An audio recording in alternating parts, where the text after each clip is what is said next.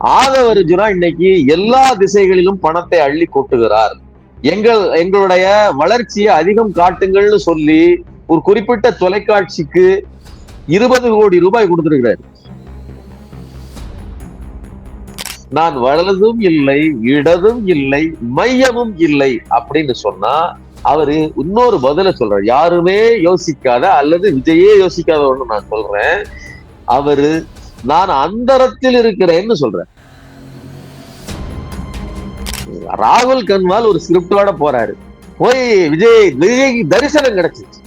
7 கண்டல வாடு அப்படின்னு சொல்லி காலையில இருந்து காத்து கிடந்தோம்னா 2 நாள் கழிச்சு திருப்பதி தேவஸ்தானத்தை தரிசனம் கிடைக்கும்ல, அது மாதிரி தரிசனம் கிடைச்சிச்சு. அவரு அந்த போட்டோவை வச்சுக்கிட்டு ஒரு கதையை சொல்றாரு. Vijay, if you're watching, all that was fascinating off camera. Hopefully next time we can do it on camera and have you. No, NDTV will get the first interview with Vijay, that's for sure, right? ஒரு payment வாங்கிக்கிட்டு நடந்த ஒரு திட்டமிட்ட organised ஒரு promotion இது மிக கேவலமாக நடந்திருக்கிறது. பத்திரிகை அறத்தை குழி தோண்டி புதைச்சிட்டாங்க. நீங்க இனிமேல் நேஷனல் மீடியாவுக்கு. Vijay, if you're watching, all that was fascinating off camera. Hopefully next time we can do it.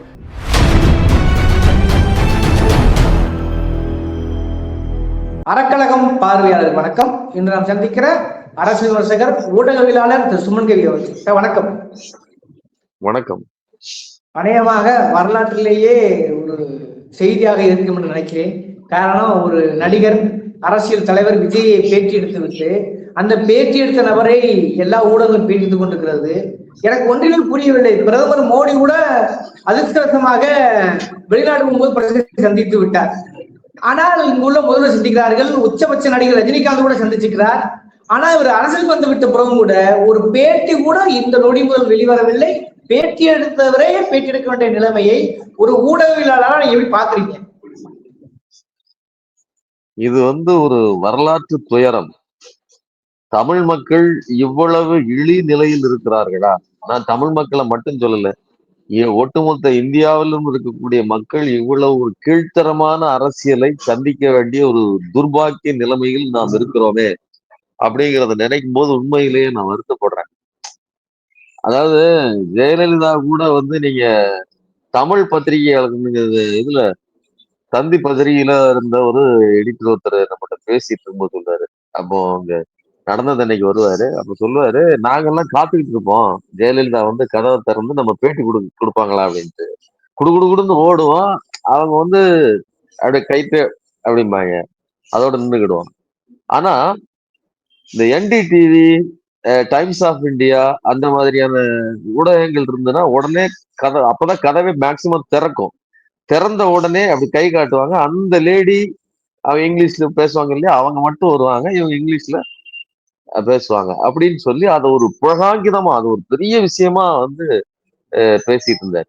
அப்ப கேட்கும் போது என்னங்க, உங்களுக்கு அதாவது நீங்க ஒரு பிரதானமான பத்திரிகையில இருக்கீங்க, உங்களுக்கு கேவலப்படுத்துற மாதிரி அவங்க நடந்துக்கிறாங்கன்னா அவங்களுடைய ஆங்கில பாண்டித்யத்தையும் அந்த வழுக்கிட்டு போற இங்கிலீஷையும் அவங்க இங்கிலீஷ் ஊடகத்துக்கு கொடுக்கிற முக்கியத்துவத்தையும் அவங்க பெரிதா கருதுதாங்க. இந்த சமூகமே அப்படித்தானே ஆங்கிலத்துக்கு ஒரு முக்கியத்துவம் கொடுக்கும்.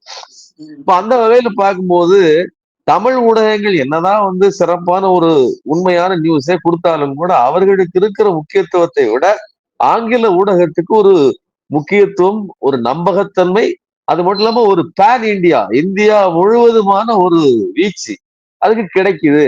அப்படிங்கும் போது அதுல நியாயமான செய்திகள் வரும் அப்படின்னு நம்ம பார்த்திருக்கிறோம். அப்ப இப்படிப்பட்ட இருக்கக்கூடிய இந்த ஊடகத்துல, அதுவும் குறிப்பா NDTV அப்படிங்கிற ஒரு பாரம்பரியமான பெயர் கொண்ட ஒரு சேனல்ல இருந்து போற, அதுவும் சாதாரண ஆள் இல்லைங்க, அந்த ராகுல் கன்வால் அவர் சீஃப் எடிட்டர். அப்புறம் இன்னொரு அம்மா அவங்க பொலிட்டிக்கல் எடிட்டர் அதர்வாவோ ஏதோ பேர் சொல்றாங்க. இவங்க 2 பேரும் போய் அவரை பார்த்திருக்காங்க. அதுக்கான போட்டோஸ் மட்டும் வெளியில இருக்குது. அவர் என்ன உரையாடினார், இதெல்லாம் உரையாடின மாதிரி எனக்கு தெரியல. என்னன்னா இது ஒரு ஃபிக்ஷன். தமிழ்நாட்டுல எப்படி பேமெண்ட்டை வாங்கிக்கிட்டு தங்களுடைய கிரெடிபிலிட்டியை வியாபாரம் செய்வதற்கு இன்னைக்கு ஒரு காலகட்டம். ஏன்னா இன்னைக்கு தேர்தல் நெருங்க இந்த உச்சபட்ச அல்லது சிறு பத்திரிகையிலிருந்து மேல் பத்திரிகையிலும் தங்களுடைய அந்த நம்பகத்தன்மை, பத்திரிகை அறம் ஊடக தர்மம்னு ஒண்ணு இருக்குல்ல, அதை வியாபாரம் பார்த்துக் கொள்வதற்கான ஒரு இடம். நீங்க போலியா ஒரு கருத்து கணிப்பை தயாரிச்சு தாராளமா வெளியிடலாம். அப்படித்தான் நீங்க சில தொலைக்காட்சிகள்ல 2 நாளைக்கு முன்னாடி தொடர்ந்து தொலைக்காட்சிகள்ல வந்துகிட்டே இருந்து களத்துக்கே போகல.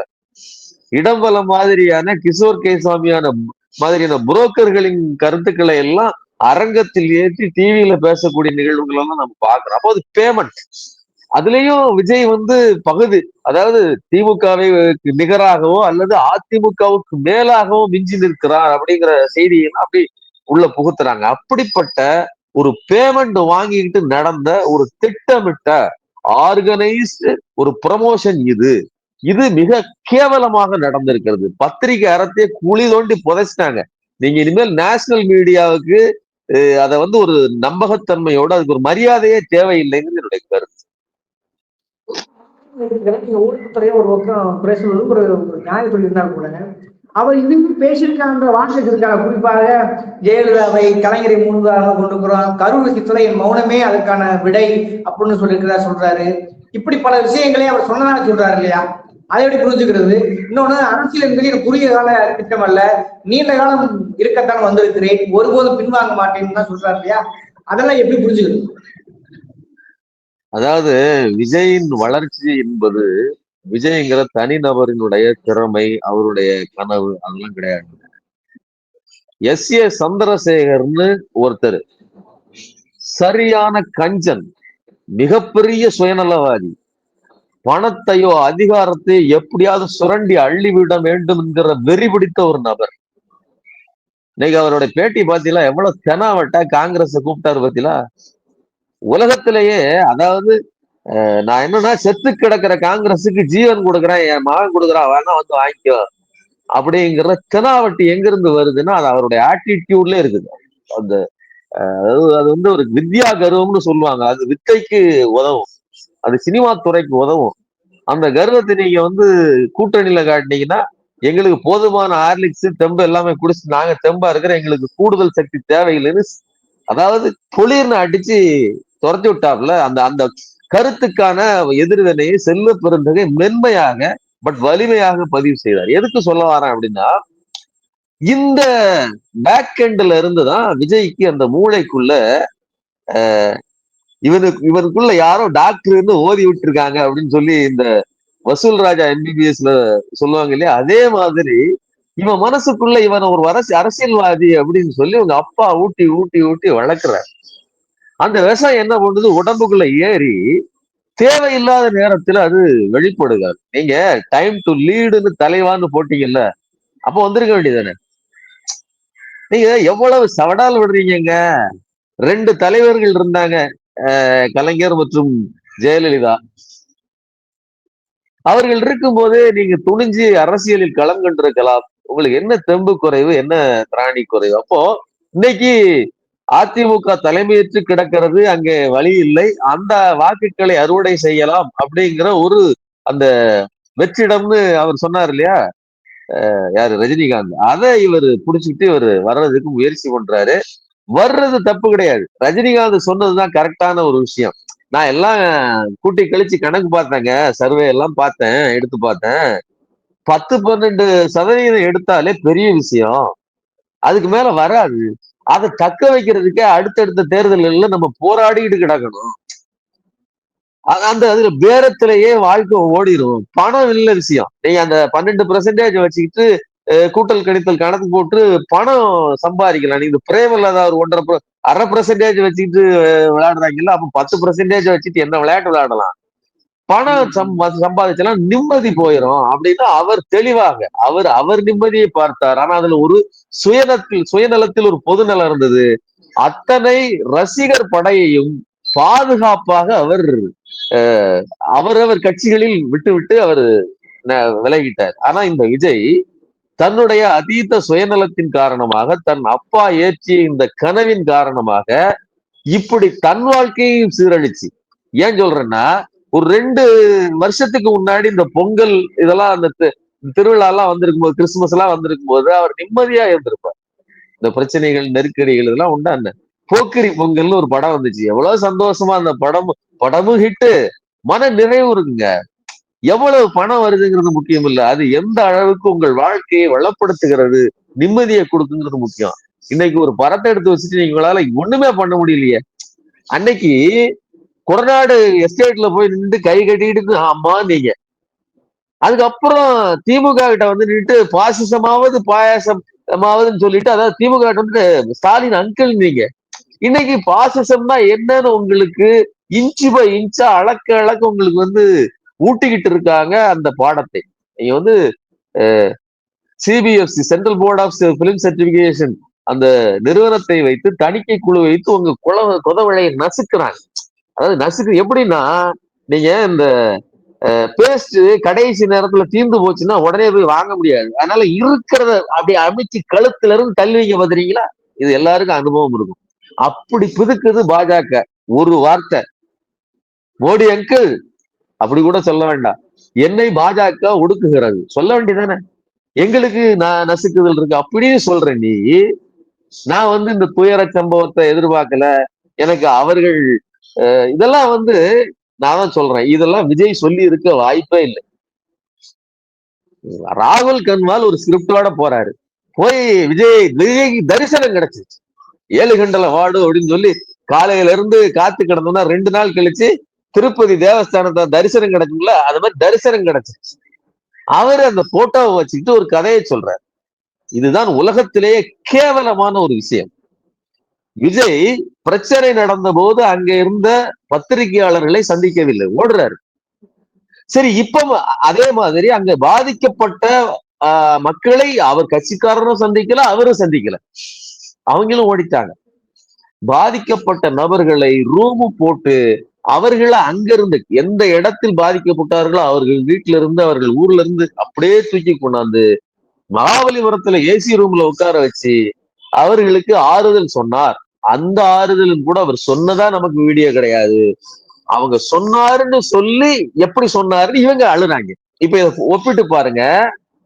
இதே மாதிரி ஒரு பத்திரிகையாளர் சந்திப்பு கொடுறா அப்படின்னு சொன்னா பத்திரிகையாளரை அலேக்கா அப்படியே தூக்கிட்டு வந்து, எப்படி வடிவேலு சொல்லாரு இல்லையா, அப்படியே டெல்லியில இருந்து அப்படியே தூக்கிட்டு வந்து நம்ம ஊர் பக்கத்துல வச்சுக்கிட்டோம்னா அப்படியே பனையூர் பங்களாக்குள்ள கூட்டு வந்து அங்க உட்கார்ந்து ஒரு 2 போட்டோ எடுத்துட்டு கொஞ்சம் டீயோ ஹார்லிக்ஸோ குடிச்சுட்டு அனுப்பி விட்டுட்டு, இதுதாங்க ஸ்கிரிப்ட் பாத்துக்கங்க, ஆதவர்ஜுனாவா இல்லைன்னா நிர்மல்குமாரும் ஒரு ஸ்கிரிப்ட் தருவாங்க, நீங்க அத வெளியில சொல்லிருங்கன்னு சொல்லி அனுப்பி விட்டாங்க. அப்போ எவ்வளவு மோசமான ஒரு நிலைமையில இருக்கிறோம். அதாவது இந்த ரசிக மனோநிலை தான் இதுக்கு பின்னாடி இருக்குது. நாம இதை காரி துப்புறோங்க. என்னைக்காவது அவங்களுக்கு மூஞ்சில எங்கேயாவது ஒட்டி இருக்குதா? இவ்வளவு அசிங்கப்படுறோம். சூடு சொரணை வந்திருக்குதா? ஏன் வரல? அந்த ரசிக மனோநிலைக்கு அவன் முங்கி கிடக்கான். அதாவது ஒரு காலத்துல சொல்லுவாங்க, எம்ஜிஆர் குடிச்சிட்டு அப்படி டேபிள்ல ஒரு சோடாவை வச்சுட்டாரு, அந்த சோடாவை எடுத்து எல்லோருக்கும் கொடுக்கணுங்கிறதுக்காண்டி அதிமுக தொண்டர்கள் ஒரு அண்டா நிறைய தண்ணியை கொண்டாந்து உள்ள ஊத்தி அதை கலக்கி அந்த தண்ணியை குடிச்சாங்க அப்படின்னு. அதை கேட்கும் போதே கேவலமா இருக்கும் அந்த வரலாறு. இது கதை மாதிரி ஓடிட்டு இருந்துச்சு. அப்புறம் அதை ஒரு படத்துல வேற வச்சாங்க, சத்யராஜ் படத்துல, மகாநடின்னு நினைக்க ஏதோ படத்துல வச்சாங்க. அந்த இது நாங்க அது ஒரு செவிவழி செய்தி அப்படின்னா அது மேடையில இந்த வளர்மதி அம்மையார் பேசுறாங்க. அப்பதான் தெரிஞ்சது அதிமுக என்பது எவ்வளவு பெரிய ஒரு தற்குறி கட்சி. இதை அடிச்சுக்க உலகத்துல ஆளே கிடையாது. இப்படி எச்சி தண்ணியை குடிச்சிட்டு இதை புலகாங்கி அடைஞ்சு பேசுறாங்களேன்னு நம்ம நினைச்சுட்டு இருந்தோம். ஆனா அதுக்கே டப்பு கொடுக்குற அளவுக்கு இல்ல இல்ல இல்ல இல்ல, பேட்டி எடுத்தவரை பேட்டி எடுத்து வெளியிடுற ஒரு கேவலமான ஒரு கட்சி இருக்குன்னா அது தாவேகா தான். அதை பார்த்துட்டு கீழே பயர் விடுறான் பாருங்களேன். நீங்க கமெண்ட பாருங்க. நாமள மாதிரி ஒரு 4 பேர் கொஞ்சம் சுய புத்தி உள்ளவன் வந்து திட்டுறான், இது ஒரு கட்சியாடா, இது இப்படி ஒரு பதில் சொல்லலாமாடான்னு கேள்வி கேட்கிறான். ஆனா இதுக்கு கீழே அந்த தகவல்களை எல்லாம் வாங்கிக்கிட்டு வா தலைவா உன்னுடைய பொறுமை ஒரு நாள் வெல்லும்னு கீழே கமெண்ட் போடுறான் பாத்தீங்களா, அவனுக்குத்தான் இந்த பேட்டியின் நோக்கம்ங்கிறது நமக்கு கிடையாது.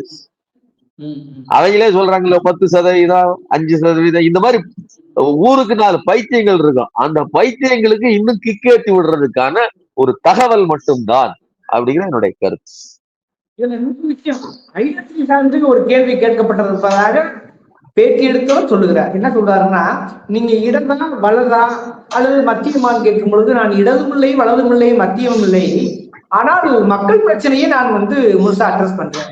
புரியல. இப்ப கார்ல் மார்க்ஸ் மாதிரி இவர் எதுவும் புதிய தத்துவத்தை எழுதியிருக்காரா, அல்லது திராவிட இயக்கம் மாதிரி சமூக நீதி கொள்கையை புதுசா கண்டுபிடிக்க போறாரா, அல்லது வலதுசாரிகள் மாதிரி இந்துத்துவ பிரச்சனைகளை கொண்டு மாவட்ட இருப்பது போல் பல விஷயம் செய்ய போறாரான்னு தெரியல. ஆனா எதுவுமே இல்ல, நான் ஒரு புதுசுங்கிறாரு. ஒருவேளை ஆழ்ந்து அரசியலை பகுத்தாய்வு செய்து சிந்தித்து புதிய புத்தகம் எழுதி புதிய தத்துவத்தை உருவாக்க போறாரா? இதை எப்படி இறுதியை புரிஞ்சுக்கிறது? அதாவது எம்ஜிஆர்கிட்ட நீங்க கட்சி ஆரம்பிச்சிட்டீங்க, என்னங்க கொள்கை அப்படின்னு கேட்கும்போது, கொள்கை என்ன, அந்த டீம் உட்கார்ந்துருக்காங்கல்ல அவங்க எல்லாம் உட்கார்ந்து எழுதிட்டு இருக்கிறாங்க. நாம ஆஹ் அது என்ன, சோசியலிசமும் கிடையாது, அதே மாதிரி கேபிட்டலிசமும் கிடையாது, நம்ம ரெண்டும் கலந்த அண்ணாயிசம்னு சொன்னாராம். அது கிட்டத்தட்ட ரெண்டுக்கும் மத்தியில அல்லது ரெண்டையும் மிக்ஸ் பண்ணதுன்னு அர்த்தம். அத பின்னாடிதான் கமலஹாசன் என்ன சொல்றாருன்னா, வலதும் இல்லை இடதும் இல்லை மையம்னு சொல்றாரு.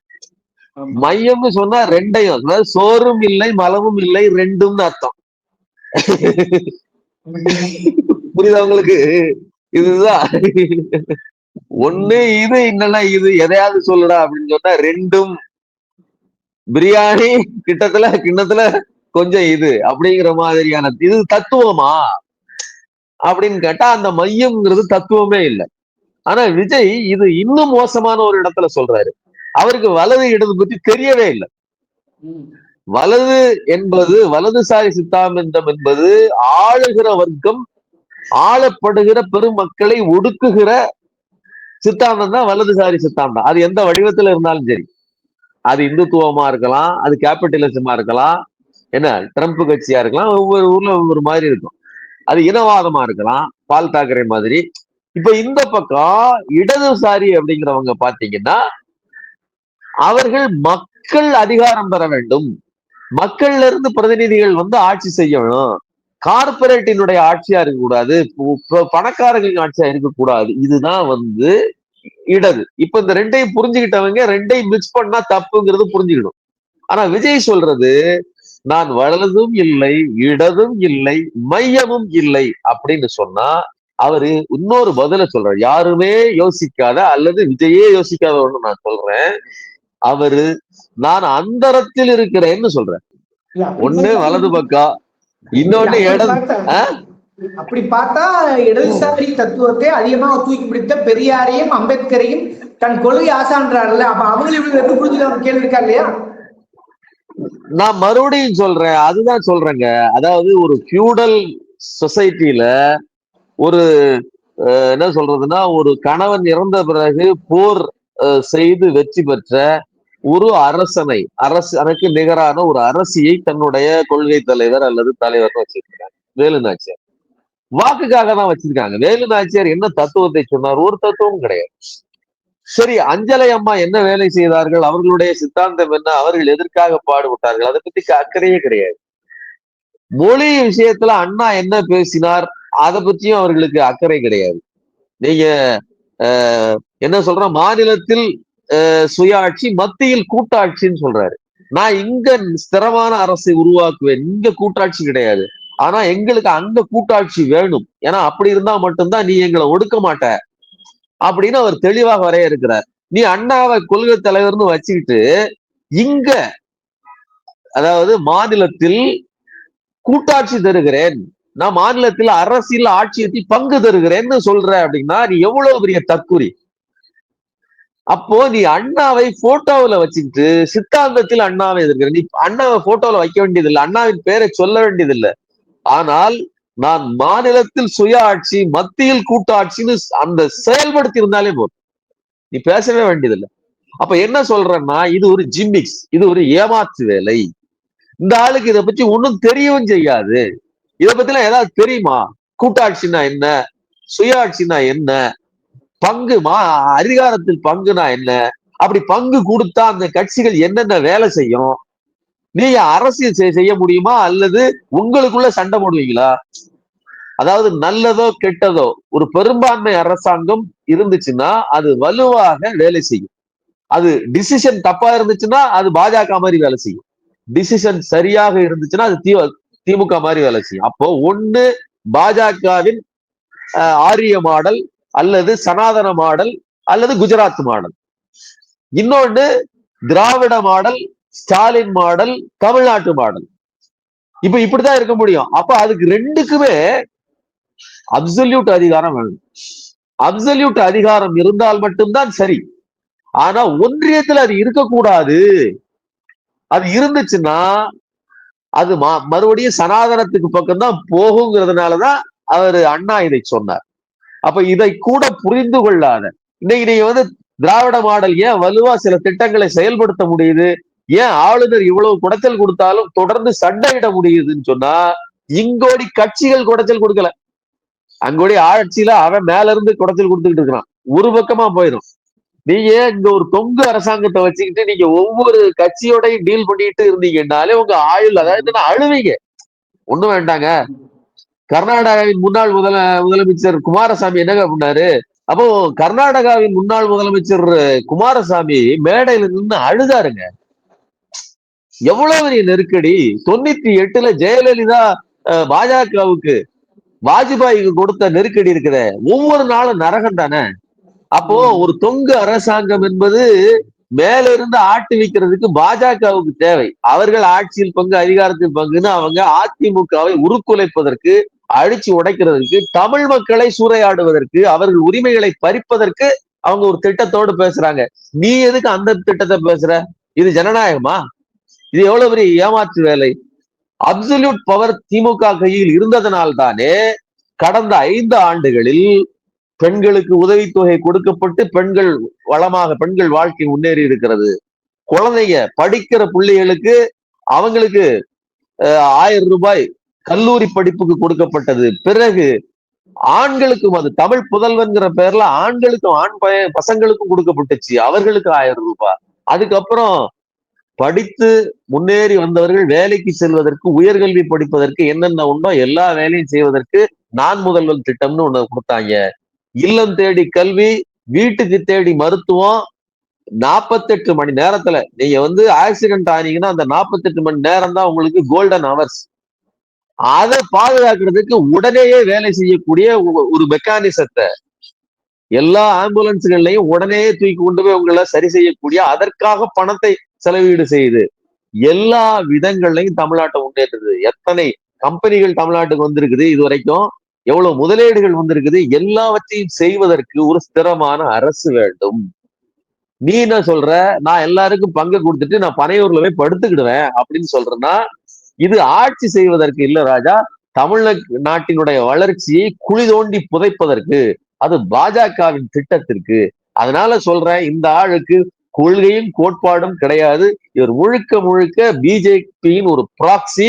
அதனாலதான் நீங்க என்டிடிவிங்கிறது அது ஏதோ வந்து ராகுல் கன்வால் அவருடைய கையில் இருக்கிற டிவி இல்ல, அவருக்கு மேலிருந்து அது அதானியினுடைய கையில் இருக்கிற டிவி. அதானியினுடைய, அதாவது 2014 நினைக்கிறேன், அதானி மீதான குற்றச்சாட்டுகள் அதிகமா வச்சுக்கிட்டே இருந்தாங்க. அந்த நேரத்தில் அதானி பெரும் பணத்தை கொடுத்து அந்த ஷேரை எல்லாம் மொத்தமாக உருவிட்டு அந்த ஓனருக்கு எதிராகவே அவர்கள் அந்த டிவியை தன் பக்கம் வளைச்சுக்கிட்டாங்க. இதான் நடந்துச்சு. அந்த மொத்த டிவியும் விலை கொடுத்து வாங்கிட்டாங்க. எப்படி வந்து ட்விட்டர் வந்து தனக்கு எதிராக வேலை செய்கிறதுன்னு சொன்ன உடனே ட்ரம்போட ஆளாக ப்ராக்சியாக, அதாவது ஆதரவாளராக இருந்த எலான் மஸ்க் எப்படி ட்விட்டர் அப்படியே வாங்கிக்கிட்டாரோ அதனுடைய பங்குகளை, அதே மாதிரி அதற்கு முன்மாதிரியாக அதற்கு முன்னாடியே என்டிடிவி வாங்கினதுதான் இந்த அதானியோட வரலாறு. அந்த டிவி இன்னைக்கு பாஜகவின் அஜெண்டாவுக்கு வேலை செய்கிறது. அதனால்தான் விஜய்க்கு இப்படி ஒரு விளம்பரத்தை அவர்கள் செய்து கொடுத்திருக்கிறார்கள். இன்னொன்னு, ஆதவ அர்ஜுனா இதற்காக பெரும் பணத்தை கண்டிப்பாக செலவழித்திருக்கிறார் அப்படிங்கிறத என்னுடைய கருத்து. ஆதவ அர்ஜுனா இன்னைக்கு எல்லா திசைகளிலும் பணத்தை அள்ளி கொட்டுகிறார். எங்களுடைய வளர்ச்சியை அதிகம் காட்டுங்கள்னு சொல்லி ஒரு குறிப்பிட்ட தொலைக்காட்சிக்கு 20 கோடி ரூபாய் கொடுத்திருக்கிறார். ஒரு புள்ளி விவரங்கிற பேர்ல ஒரு போங்கான ஒரு டேபிள் ஒர்க்கை வெளியிடுவதற்கு நாங்கள் வந்து வட தமிழகத்தில் ஸ்ட்ராங்கா இருக்கிறோம், அது அதிமுகவை விட வலுவாக இருக்கிறோம். 5 தொகுதிகளில் சென்னையை சுற்றி இருக்கக்கூடிய சென்னை மண்டலத்துல வெல்லும்னு சொல்லுவதற்காக கொடுக்கப்பட்ட தொகை 20 கோடி. இந்த ப்ராஜெக்டுக்கு எவ்வளவுன்னு சொல்லி நான் 2 நாள்ல உங்களுக்கு நான் வந்து பேமெண்டோட அமௌண்டே சொல்றேன். கண்டிப்பா இது ஆதவர்ஜுனாவின் பாக்கெட்டில் இருந்து அல்லது விஜயினுடைய கொள்ளையடித்த பிளாக் டிக்கெட்டில் அறுத்து அள்ளிய காசிலிருந்து கொடுக்கப்பட்ட ஒரு பெருந்தொகையின் பிரதிபலிப்பு தான் இந்த கேவலமான ஒரு இன்டர்வியூங்கிற என்னுடைய கருத்து. பேட்டி எடுத்தவர்கள் பேட்டி அடுக்கான ஒரு பேட்டிகள் கூட ஊடகத்தில் உள்ள அவ்வளவு நிலையாகத்தான் கருதப்படுகிறது. ஆனாலும் கடந்து போக முடியவில்லை. ஊடகம் முழுக்க பேசும்போதாக இருப்பதால் அதில் உள்ளதை உள்ளபடி இருப்பதற்காக தான் நாம் உரையாடி இருக்கிறோம். உங்கள் விமர்சனங்களை அப்படியே மக்களின் பார்வைக்கு விட்டு விடுகிறேன். இந்த விவாத சொல்லி அறக்கலந்து நேரம் ஒதுக்க மாட்டேன். நன்றி தோழர்.